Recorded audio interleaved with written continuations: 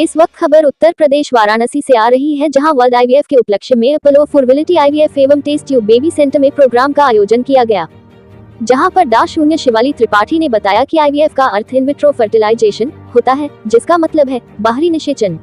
यह एक प्रजनन प्रक्रिया है जिसमें अंडाणु और शुक्राणु को शरीर के बाहर प्रयोगशाला में निषेचित किया जाता है और फिर भ्रूण को महिला के गर्भाशय में प्रत्यारोपित किया जाता है।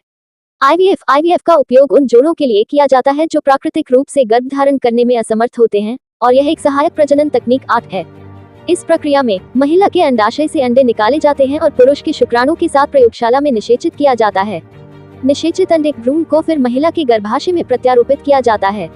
आईवीएफ के कई चरण होते हैं, जिनमें अंडाशय को उत्तेजित करना, अंडे निकालना, शुक्राणु का संग्रह, निषेचन, भ्रूण का विकास और भ्रूण का स्थानांतरण शामिल है। इस प्रक्रिया को टेस्ट ट्यूब बेबी के रूप में भी जाना जाता है। हालांकि यह नाम भ्रामक हो सकता है, क्योंकि निषेचन टेस्ट ट्यूब में नहीं बल्कि एक पेट्री डिश में होता है। आईवीएफ एक जटिल प्रक्रिया है, लेकिन यह उन जोड़ों के लिए एक सफल विकल्प हो सकता है जो प्राकृतिक रूप से गर्भ धारण करने में कठिनाई महसूस करते हैं। एवं डा. तुषारिका आईवीएफ के बारे में वृहद जानकारी ने जानकारी देते हुए कहा कि हमारे सेंटर से 80% पेशेंट संतुष्ट होकर जा चुके हैं। इस दौरान उन्होंने महिला एवं पुरुषों में होने वाली बीमारियों से होने वाले निःसंतानता जैसे एवं पुरुष समस्याओं व महिला समस्या एवं पुरुषों के उपचार के बारे में बताया, और वर्ल्ड आईवीएफ के उपलक्ष्य में निःशुल्क परामर्श 25 जुलाई 1 जुलाई तक दिया जाएगा। इस दौरान केक काटकर 47 वर्ष आईवीएफ के होने पर जागरूक का काम किया गया। हरिपतल ने एक निःशुल्क नंबर 73,90,82,704 जारी किया है, जिससे कोई भी महिला व पुरुष अपने समस्या का समाधान प्राप्त कर सकते हैं। आइए देखिए क्या कहती है डॉक्टर। नमस्कार साथियों, जैसा कि आप देख रहे हैं कि इस वक्त आप अपोलो फर्टिलिटी सेंटर में बैठे हुए हैं।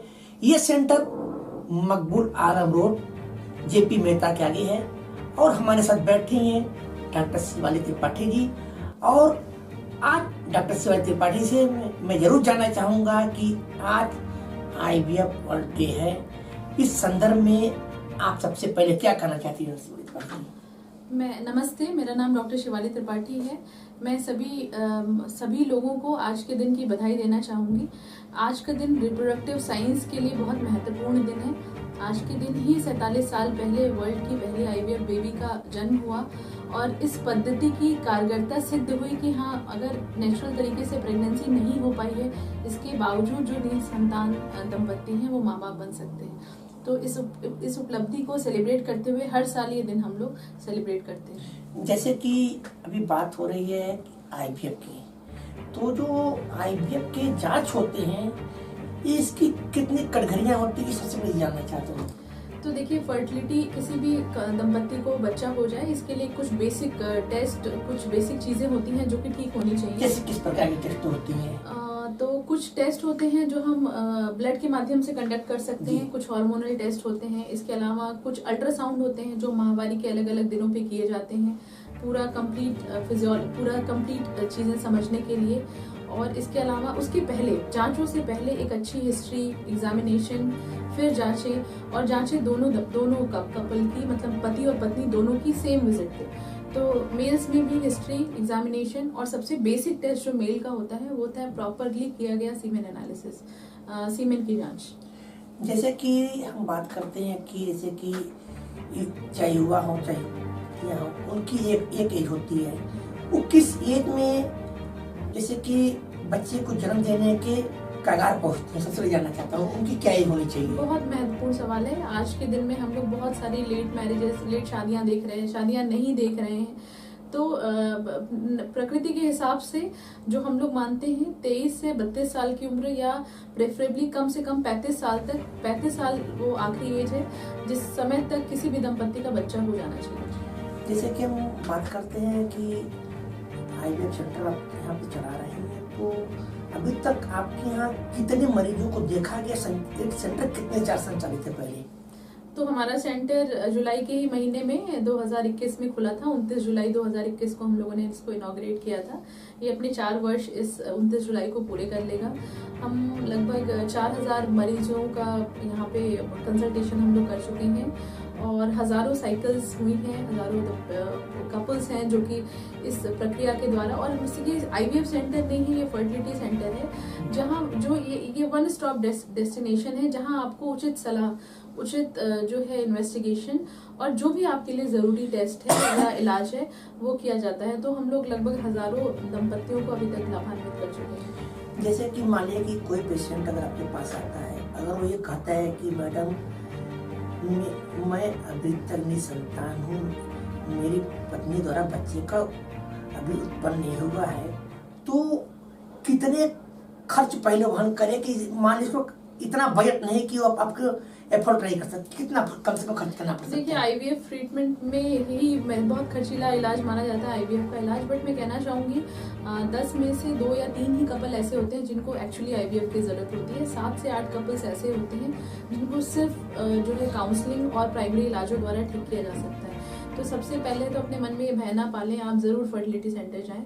दूसरा, हम लोग वर्ल्ड आईवीएफ डे के उपलक्ष्य में ये पूरा हफ्ता फ्री कंसल्टेशन प्रोवाइड कर रहे हैं, मुफ्त सलाह जो कि सबसे कीमती होती है, और जांचों में भी हम कुछ परसेंटेज का छूट दे रहे हैं। अब जहाँ तक रेगुलर डेज में बात आती है, तो हम लोग अपने यहाँ एक फर्टिलिटी स्कोर करके रन करते हैं, जिसमें बहुत जो 5-7 हज़ार की जांचें होती हैं वो हम सिर्फ 1200 रुपये में कर रहे हैं, जिसमें एक बेसिक अल्ट्रासाउंड, AMH की जांच, सीमेन की जांच, थायराइड की जांच, ये सारी जांचें उन 1200 रुपये में हो जाती हैं। जैसे कि मैं जरूर करना चाहूँगा, जैसे कि पुरुषों में आपका तमाम बीमारियां उत्पन्न होती है, तो औरतों में इस प्रेगनेंसी के दौरान किन बीमारियों से पहले बचें, किन सुविधाओं, जैसे कि उन्हें क्या करना चाहिए, कोई बीमारी से ग्रसित न हो? तो ये भी बहुत महत्वपूर्ण सवाल है। आपको निसंतानता ना हो, आपको बच्चा करने में दिक्कत ना हो, इसके लिए आपकी लाइफस्टाइल सबसे पहले बहुत ठीक होनी चाहिए। प्रोटीन्स का अच्छा इंटेक होना चाहिए, सीजनल फ्रूट वेजिटेबल्स अच्छे मात्रा में इंटेक होना चाहिए। गैजेट्स का उपयोग मोबाइल का, लैपटॉप का कम से कम हो, इलेक्ट्रोमैग्नेटिक वेव से बचें। प्लास्टिक का कम, कॉस्मेटिक्स बहुत सारी लड़कियां बहुत इस्तेमाल करती हैं, तो कॉस्मेटिक्स से, प्लास्टिक से, केमिकल्स से जितना दूर रह सकें। और एक्सरसाइज, बॉडी वेट भी बहुत इंपॉर्टेंट है कंसेप्शन के लिहाज से। तो एक आइडियल BMI, एक आइडियल वेट, एक जो कि एक हाइट के लिए एक डेफिनेट वेट होता है, एटलीस्ट उस कैटेगरी में रहने की कोशिश करें, ताकि आपको जरूरत पड़ने पे कम से कम असिस्टेंस की जरूरत पड़े बच्चा करने के लिए। जैसा कि हमने देखा कि डॉक्टर शिवाली त्रिपाठी से बातचीत हो रही थी, उन्होंने बताया कि जो आजकल यह बाजपन का दौर हो, लोगों को लगता हो कि वो उनकी पत्नियां बच्चों को प्रेजेंट नहीं कर पा रही हैं, तो चैनल के माध्यम से इतना जरूर कहना चाहूँगा कि एक बार अपोलो फर्टिलिटी सेंटर पे आएँ और डॉक्टर शिवाली त्रिपाठी, डॉक्टर तुषारिका राय से मिलें, और इस बात का चैनल के द्वारा भरोसा दिया जा सकता है कि आपको यहाँ इलाज सही होगा। लेकिन उसके लिए जरूरी है कि आप कोई भी चीज डॉक्टर से शेयर करें। अगर आप डॉक्टर से एक भी चीज छुपाते हैं तो डॉक्टर आपको सही राय नहीं दे पाएगा। ये जिम्मेदारी आपकी बनती है। सेंटर पे आए तो सही चीज डॉक्टर को बताएं कि क्या क्या कमियां हैं और किस प्रकार की दिक्कतें उत्पन्न हो रही। Bureau report Varanasi. नमस्कार साथियों, जैसा कि आप देख रहे हैं अपोलो फर्टिलिटी सेंटर पे यहाँ बैठे हैं, हमारे साथ डॉक्टर तुषारिका राय जी हैं। और सबसे पहले तुषारिका राय से जरूर जानना चाहूंगा चैनल के माध्यम से कि आज के समय में जो औरतों पुरुषों में एक बीमारी उत्पन्न हो गई है कि मेरे द्वारा बच्चा प्रेजेंट नहीं हो सकता है, तो इसके विषय में कितना % पुरुष और महिला को दोषी पहले मानती हैं? देखिए, जो समाज ये सोचता है कि हमेशा महिलाओं में दिक्कत होती है, पर ये मानना बिल्कुल गलत है। पहले हमारे पास आती हैं सिर्फ महिलाएं अपना जांच कराने, पुरुष को लगता है कि उनमें कोई दिक्कत नहीं है, महिलाएं पहले पूरा जांच कराएं। तो ये धारणा मैं आपके चैनल के माध्यम से बदलना चाहती हूँ कि हमेशा जब भी बच्चा पैदा होता है वो पुरुष और महिला दोनों का कंट्रीब्यूशन होता है, किसी एक से बच्चा नहीं धारण किया जा सकता।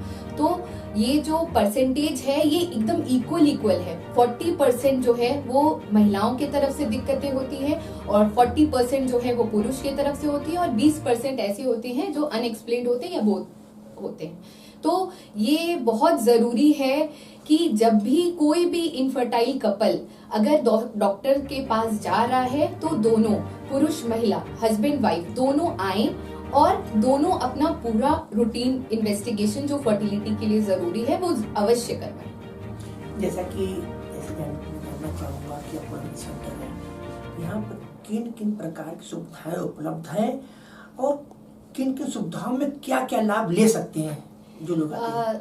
हमारे अपोलो फर्टिलिटी में यहाँ पे ये 1 स्टेप सेंटर है। यहाँ पे आपको सारी इनफर्टिलिटी से या आईवीएफ से संबंधित सारी सुविधाएं मिल जाएंगी। यहाँ पे हम मेडिसिन से भी इनफर्टिलिटी का इलाज करते हैं। IUI होता है हमारे यहाँ, IVF होता है, ICSI होता है। अगर किसी मेल में शुक्राणु नहीं मिलते हैं और तो टीसा जो मतलब सर्जिकली हम लोग रिमूव करते हैं स्पर्म्स, वो उपलब्ध है। इवन कैंसर पेशेंट्स के लिए या जो पेशेंट्स अभी कंसीव नहीं करना चाहते उनके लिए एग प्रिजर्वेशन, स्पर्म फ्रीजिंग, ये सारी सुविधाएं हमारे यहाँ उपलब्ध है। किसी महिलाओं को अगर बच्चेदानी में गांठ है और वो उस वजह से कंसीव नहीं कर पा रही है तो हिस्ट्रोस्कोपी, लैप्रोस्कोपी से सर्जरी की भी सुविधाएं उपलब्ध है। जैसे कि आपने कहा कि बच्चेदानी में गांठ होना, तो आजकल 90% महिलाओं में सुनने में आ रहा है कि बच्चेदानी में गांठ है, तो इसका कहना है कि जांच के माध्यम से ये सारी चीज खत्म हो सकती है। तो ये गांठ उत्पन्न हो इसके लिए क्या करना चाहिए? देखिए, गांठ उत्पन्न हो ना हो ये महिला के हाथ में नहीं होता है, ये हार्मोन्स की वजह से होता है, कुछ जेनेटिक फैक्टर्स होते हैं। तो ये जेनेटिक फैक्टर क्या हो सकते हैं? जेनेटिक्स जैसे जो है ये अभी बहुत स्टडीज हैं हम लोग जो कर रहे हैं, अभी एकदम सही तरीके से डायग्नोज नहीं हो पाया कि कौन से जेनेटिक फैक्टर्स होते हैं, पर जेनेटिक्स का रोल है इसमें, हार्मोन का भी रोल है। क्योंकि जब हम कुछ छोटी गांठें होती हैं जिनको हम हार्मोन्स दे के गला भी सकते हैं, बड़ी गांठों को ऑपरेशन की भी जरूरत पड़ती है। और एक आपके चैनल के माध्यम से मैं ये भी बताना चाहती हूँ कि हर गांठ जो बच्चेदानी में है उसका ऑपरेशन हो ये जरूरी नहीं है, वो आपके निसंतानता का कारण हो ये भी जरूरी नहीं है। कुछ गांठें जो बच्चेदानी के जहां बच्चा ठहरता है वहां होती हैं तो वो एकदम डायरेक्टली फर्टिलिटी को अफेक्ट करती हैं, पर कुछ गांठें जो मांसपेशियों में होती हैं या बहुत छोटी होती हैं वो उतना अफेक्ट नहीं करती हैं। तो ये नहीं सोचना है कि हमारे बच्चेदानी में अगर गांठ है तो हमें बच्चा नहीं हो सकता है, या हर बच्चेदानी के गांठ को हमको ऑपरेट ही कराना पड़ेगा। दवाओं से भी उनका इलाज संभव होता है। जैसा कि अभी भी आपने देखा कि डॉक्टर तुषारिका राय से बात की, तो इन्होंने बताया कि एक जो जटिल समस्याएं लोगों की उत्पन्न हो रही है कि बच्चेदानी में गांठ होना, बच्चेदानी में गांठ होना, इसका कोई ये नहीं है कि इसका ऑपरेशन ही होगा, ये दवाओं के माध्यम से सही हो सकता है। अगर दवाओं के माध्यम से सही करना है तो आपको एक सही सेंटर चुनाव करना होगा, और चैनल जरूर कर सकती है सही सेंटर आपको अपोलो फर्टिलिटी सेंटर मिलेगी। लेकिन इसके लिए आपको मकबूल आलम रोड, जेपी मेहता रोड पे स्कूल के आगे आपको आना होगा, सेंटर मिलना होगा। यहाँ पे आपको डॉक्टर शिवाली त्रिपाठी, डॉक्टर तुषारिका राय मिलेंगी। Bureau report Varanasi. आप देखते रहे बीकन वाराणसी।